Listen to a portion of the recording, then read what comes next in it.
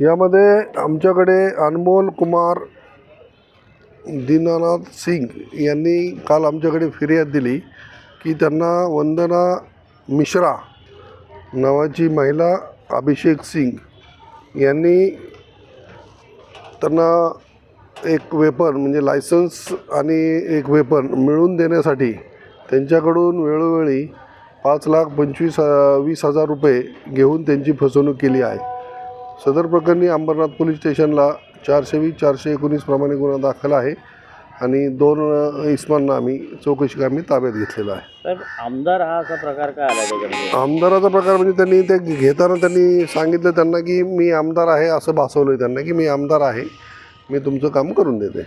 आणि त्यांच्या जी गाडी त्या इनोवा 108 नंबर 1008ची वापरत होत्या त्याच्यावर तो लोगो त्यांनी दाखवला की हे माझा आमदारकीचा लोगो आहे। याच्या अगोदर त्याच्यावरती काय गुन्हा? त्यांच्यावर एक 4-5 गुन्हे साकानाका पोलीस स्टेशनला दाखल आहेत। तर ही महिला राहते कुठे आणि काय? सध्या मोहन सबर्बियामध्ये राहते। मूळची ती उत्तर प्रदेशातली आहे आणि तिचं निवासस्थान आहे ते साकानाका हद्दीमध्ये मुंबईमधली आहे।